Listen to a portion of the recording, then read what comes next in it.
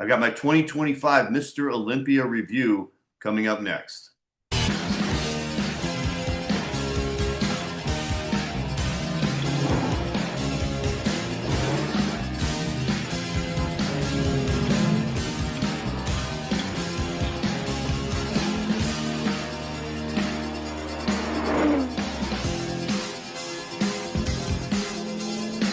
Hey guys, this is John Hansen, Natural Mr. Olympia, three-time Natural Mr. Universe, and I have my review of the 2025 Mr. Olympia contest, which took place on October 10th and 11th at the Resorts World Hotel in Las Vegas. This was the 61st edition of the Mr. Olympia contest. It was actually the 60th anniversary because the contest began in September of 1965.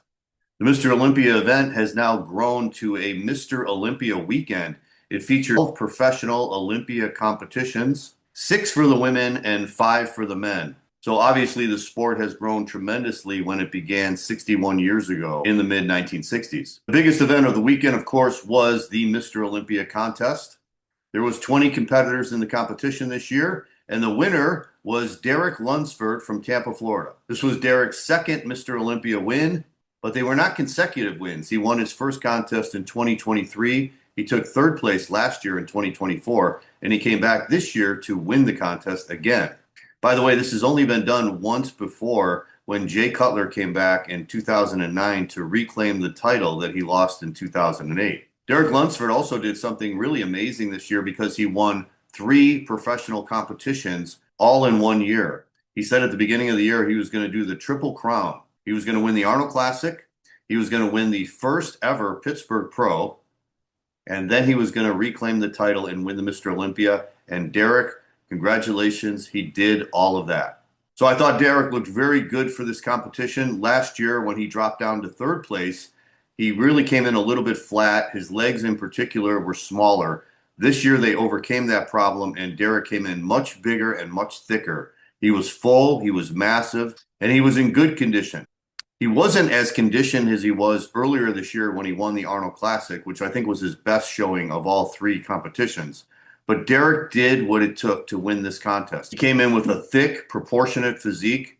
His posing was on point, his confidence was very high, and he deserved to win another Mr. Olympia title. In second place this year was Hadi Chupin from Iran. It was actually Hadi's 3rd consecutive runner-up finish at the Mr. Olympia contest. Hadi won the Mr. Olympia the year before Derek did in 2022, and he's taken second place in 2023, 2024, and now 2025. Hadi's strategy this year was to take the whole year off and just prepare for the Mr. Olympia contest. Hadi came in great condition, as he always does. He's always one of the most ripped and conditioned guys in the Mr. Olympia. The Mr. Olympia is now a 2-day show. The prejudging takes place Friday night, and the finals are on Saturday night. Both nights are scored, and both scores go toward the final decision. I thought on Friday night, Hadi was a little bit flat. He didn't show the characteristic fullness and hardness that he normally does, and his legs seemed to be a little bit down from where they were previously. I thought Saturday night, Hadi looked much better. He was in fuller condition. He looked much harder, and he actually won the Saturday night show by 1 point over Derek. However, Derek won the Friday night show with a 3-point lead over Hadi. So in the end, Derek was the winner. Third place was a little bit of a surprise. Andrew Jacked from Nigeria. Andrew has never placed higher than 5th in this competition. I think Andrew has one of the most genetically gifted physiques in the bodybuilding world today. He's very tall, very wide. He's got long legs and arms, great muscle bellies, and he's just an incredible physique. Andrew in the past has come in a little bit off condition, so he wasn't able to place that high. At other times, he tried to come in more conditioned, and he just lost too much size. When you see Andrew in person, it's hard to believe that this guy could be bigger, but his arms and legs are so long, he still has to fill them out when compared to shorter, stockier bodybuilders like Hadi or Derek. This was the best Andrew ever looked. He came in very conditioned, so conditioning was not a problem. I thought he was a little bit flat on Friday night. I thought he was going to place in the top 4. But by Saturday, he had filled out significantly, and he looked much more impressive. Another thing that's held Andrew back in the past is that he's been a little bit relaxed in his posing. He almost seems a little laid back up there. He doesn't have the hunger or the fire that many of the other competitors have. But this year, he was much more confident, especially on Saturday night. I think if Andrew starts to believe that he can be a winner and he continues to improve his physique by coming in even fuller and bigger and harder, this guy is going to dominate this competition. As I said, he has the best genetics of anyone in the game. And I'm very excited to see Andrew compete again, either at the Arnold Classic next year or at the Mr. Olympia. Fourth place was another surprise. It was last year's Mr. Olympia winner, Samson Dauda. Samson, like Andrew, is another really big guy. He stands about 6 feet tall. He's a massive competitor. He usually competes around 300 pounds. He has good symmetry, and he has very good proportion where the legs match the upper body.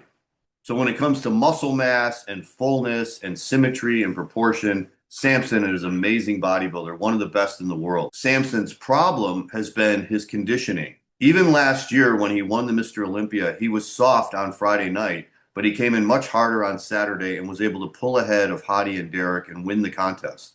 This year in 2025, Samson did something that is rarely done by a Mr. Olympia winner. He competed in the Arnold Classic, and the gamble did not pay off because Samson ended up losing the Arnold Classic to Derek Lunsford. His problem there was the same as the Olympia. He came in on Friday off and then came in much better on Saturday. So after that loss, Andrew resolved to come in really, really rock hard for this Mr. Olympia and show a level of conditioning that he never had before. Unfortunately, he took it too far.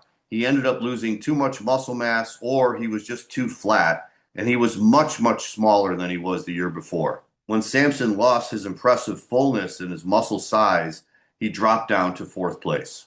But I'm sure Samson will be right back up there once he corrects these dietary miscalculations and he competes again with his massive full physique.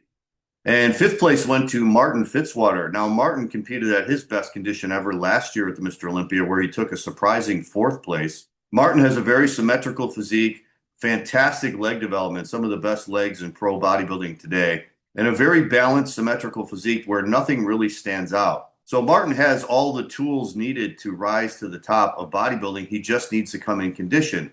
Last year at the Mr. Olympia, he was in outstanding condition. His muscles were full, but he was very ripped. He was off a little bit after that. He did the Prague Pro in 2024, and he did win that contest over Chris Bumstead, but a lot of people thought he should have lost.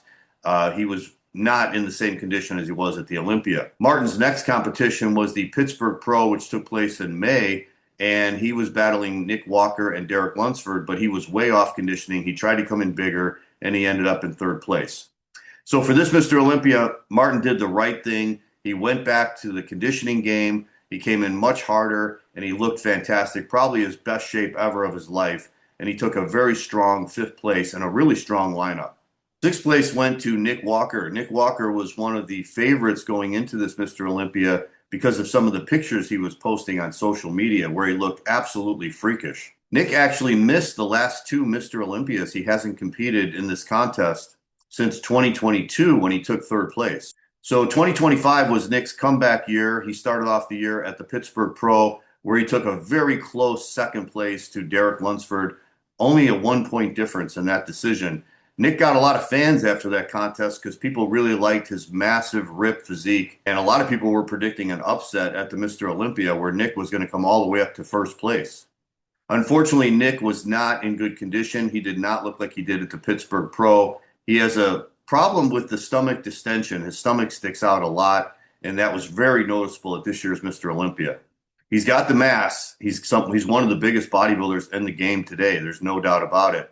But Nick's problem is his overall aesthetics. He's got short legs and a long torso, which is just his structure that he was born with. So in order for him to place high, he's really got to come in rock hard condition to overcome those structural deficiencies.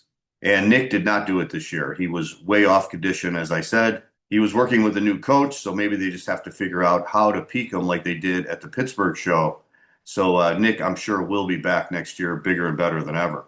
Seventh place was Brandon Curry, who was another former Mr. Olympia, along with Hadi, Derek, and Samson. So we had 4 former Mr. Olympias competing this year at the Mr. Olympia contest.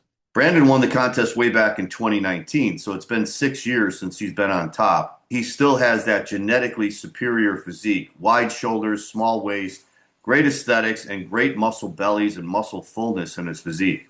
So even though Brandon is now in his 40s, he can still stand up with the young guys and still give a very strong showing. He ended up 7th at this contest. I actually thought he should have moved up to 6th ahead of Nick Walker. He doesn't look quite as good as he did when he won the Mr. Olympia in 2019, but Brandon still has a very impressive physique, and he definitely deserves to be in this Olympia lineup. 8th place went to Tonio Burton. Tonio has another very impressive physique for a pro-level bodybuilder. He's got real good muscle thickness. His muscles are very round and dense. He always comes in really hard condition. In my opinion, the problem with Tonio's physique is that his shoulder structure is just a little bit too narrow. His shoulders look almost pinched together, and this kind of throws off his symmetry. He's also not as big as many of the other competitors, and this size difference is really apparent when Tonio stands up next to these guys in comparison. So another great quality physique. He just needs to put on more size. Of course, there's nothing he can do about the shoulder structure, but I think Tonio is going to win some more bodybuilding shows in the future, and he should be able to place even higher at the Mr. Olympia.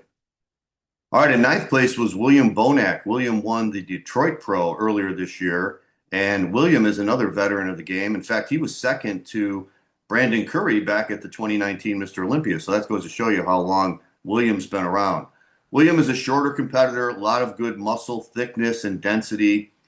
He is not quite where he used to be when he was younger, but he is still a very formidable physique.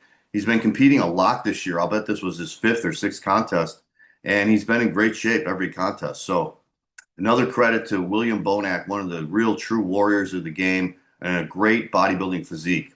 In 10th place was a bodybuilder they call Good Vito. His real name is Vitaly Ugolnikov, if I'm pronouncing that right. Vitaly, or Good Vito, is a young bodybuilder. His legs kind of remind me of Jay Cutler from the front. He's got a massive quad sweep with great separation between all the quadricep muscles, really big legs.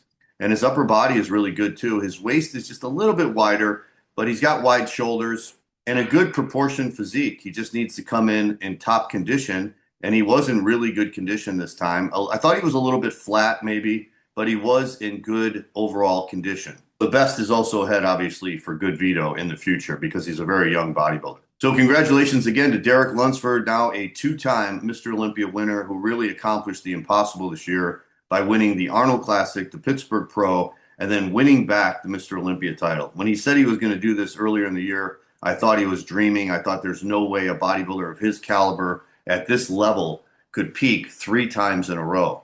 And although he wasn't in peak top condition at every show, it was good enough to win. And Derek, congratulations. What a fantastic victory. What a fantastic year. Moving on to some of the other divisions. In the men's 212 division, Keon Pearson was the winner. This was Keon's 3rd 212 Mr. Olympia title, and he faced a big challenge from former 212 Olympia champion Sean Clarita. Sean came in big and ripped, and he actually really improved his shape. His lat width from the front was incredible. He had a small waist, so Sean gave Keon a big run for his money. But Keon is the genetically gifted bodybuilder in the group. In fact, he's one of the most genetically gifted bodybuilders in the whole sport. And a lot of people are looking forward to Keon moving up to the open division, which he will do only a couple weeks after the Olympia when he competes in the Prague Pro. So although Keon is pretty short in stature, he's got an incredible physique. He's got a great structure. He's got unbelievable muscle mass. And he usually comes in very good condition, although his condition was a little bit off this year, and Sean Clarita pushed him pretty hard. But like I said, with Keon's genetically perfect physique, he was able to win his 3rd title, and now he's going to make the transition to the Open, so we'll be watching for that. In the very exciting classic physique division, Ramon Dino, as he's called, his real name is Ramon Roca Quiraz from Brazil, was the winner. It was very, very popular decision. There was a lot of Brazilian fans in the audience. Please take the first place check, the first place award, the Olympia gold medal, and the title of 2025 Classic Olympia champion to your winner. And new Classic champion, Ramon Dino.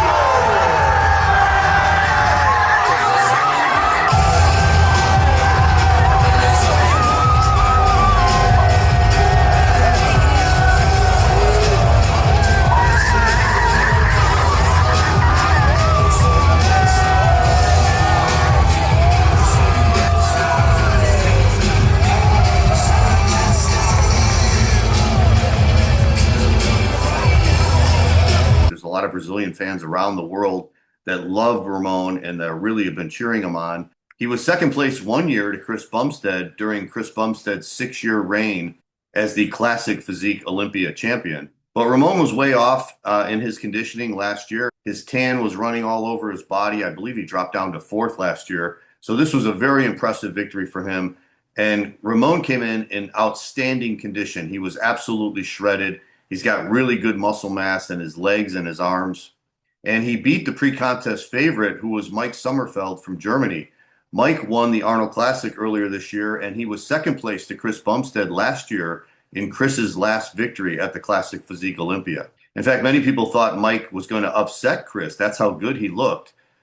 So Mike was the heavy favorite going into the contest this year. There was some controversy about his height, because in the Classic Physique division, how much you can weigh is based on how tall you are. The taller you are, the more you can weigh. And some people were criticizing Mike online in the weeks leading up to the Mr. Olympia, saying that his hairstyle was pushing his height a little higher, which allowed him to come into the contest bigger and fuller than he really should have been. I heard that Mike had to lose some weight at the very last minute before he was able to compete in the contest, so there might have been something to that. But Mike was in really good condition. I thought his back poses looked fantastic. He did look a little bit flat to me, so he might have lost a little bit too much weight at the end, but he was a very strong second place for the second year in a row. And in third place was one of my favorite bodybuilders in the whole pro division, and his name is Terrence Ruffin. I believe Terrence is the best poser in the whole game of bodybuilding right now. He has learned a lot from Lee Labrada, and he really puts a lot into his presentation. So thank God we have someone like Terrence to show us how great posing can be. I thought Terrence's physique was improved. He took last year off of competition. He didn't compete at all because he wanted to add some more quality muscle to his physique. Terrence is a pretty short competitor, but he also was second one year to Chris Bumstead. So that just goes to show you how good this guy is and how he is a definite contender for the Classic Physique Olympia title. I personally would have had Terrence in second place over Mike Sommerfeld, and it's unfortunate to see such a great physique who did such a fantastic presentation drop down to third place. But Terrence will be back, and hopefully he will have another really good shot at the title next year. But the Classic Physique Olympia is a very, very exciting division. There's a lot of great bodybuilders. There were 65 competitors in this division, and I watched them all at the prejudging, and I was absolutely amazed at how many great physiques are in this division from all over the world. So there is a lot of talent to come out of the Classic Physique division for sure. Ryan Terry won his third consecutive Men's Physique Olympia title. It was very close with him and the competitor Ali Bilal last year. A lot of people thought Ali should have won, and Ali did go on to win the Arnold Classic in March. So they had a showdown, and again, Ryan Terry came out ahead. Deservedly so, I believe. Ryan's abs are incredible, although Ali probably has the best abs in bodybuilding. But overall, Ryan had the better overall physique. I thought he had more back thickness and development, and I think that put him ahead of Ali Bilal, who is another rising star in the sport of men's physique. Brandon Hendrickson, who is a former Men's Physique Olympia champion, was also in fantastic condition. Another great physique, one of the better physiques in the whole sport, and Brandon took a strong third place. All right, moving on to the women's divisions, Andrea Shaw won her 6th Miss Olympia title. Andrea is by far the best woman bodybuilder competing today. 6 titles in a row now. She's going to be challenging Iris Kyle and Linda Murray and Corey Everson as one of the best women bodybuilders to ever compete in the sport. What sets Andrea apart is she has a great structure. She has really nice symmetry. Plus, she's got very impressive muscle mass. I talked to Andrea after the prejudging, and she told me that her goal this year was to come in more conditioned. And that was a very smart strategy because she was able to win her 6th title, and I thought she looked better than ever. Michelle Fredua Mensah was the winner in the fitness division. And in the figure division, Rhea Gal was the winner. Rhea took over from 8-time winner Sydney Gillen, who retired last year. So Rhea has a great physique, incredible symmetry, and really good condition. So she was a very strong winner. The perennial runner-up in this division, Jessica Reyes-Padilla, unfortunately dropped down to 3rd place. Natalia Abraham Coelho was the winner in the women's physique division. Natalia is a former Women's Physique Olympia champion. She lost the title the last couple of years to Sarah Villegas, and Sarah dropped down to 2nd this year. I thought this was another good decision. Natalia has really full, round muscle bellies, and a great physique in the women's physique division. She has a small waist. She was in good condition. Sarah typically has very hard conditioning, especially in the glutes and the hamstrings, but I don't believe she has the same type of fullness and roundness that Natalia has. So I thought this was a very easy decision by the judges. Another very popular division is the wellness division. Eduardo Bizarra was the winner this year. It was her first Wellness Olympia win. Eduardo came into this contest with good momentum because she won the Arnold Classic earlier in this year. She was only in third place last year in the wellness division at the Olympia. Eduardo beat Isabella Nunes, who was last year's Olympia champion. So this was a big victory for Eduardo, who is also from Brazil. Another great competitor. I love her attitude on stage. She's always smiling, very beautiful, very confident. So I think she's going to be a good champion in the years to come. In the bikini division, we had another former champion coming back and reclaiming the title, and that was Maureen Blanquisco. Maureen is a great competitor in the bikini division, and I thought this was a very convincing win for her this year. This is now her second victory as the Olympia bikini champion. Lauralee Chapados, who was last year's bikini Olympia champion, unfortunately dropped down to 6th place this year. And then finally, in the pro wheelchair division, James Berger was the winner. All right, guys, that's my wrap up of the 2025 Mr. Olympia, a very exciting competition. I'm looking forward to 2026, where we'll have a lot of great competition, starting off with the Arnold Classic in March, and then continuing all the way throughout the year to the 2026 Mr. Olympia, which will be the 62nd consecutive Mr. Olympia contest. I look forward to hearing your comments below. Give me your idea of who should have won the contest and what you thought of the result. And any of you competitors out there, if you were inspired by this contest, as I was, and you're thinking about either doing your first show or you're planning on doing your next competition, if you need a good coach, please contact me at johnhansenfitness.com. I have nutrition and exercise programs, as well as a specific contest prep program that is available for all you competitors out there. Hit me up at johnhansenfitness.com and we'll set up a free consultation where we can talk about your current training and nutrition programs, and I will help you design a program to help you get into the best shape of your life. This is John Hansen for johnhansenfitness.com. I hope you enjoyed my Olympia report, and I will see you next time.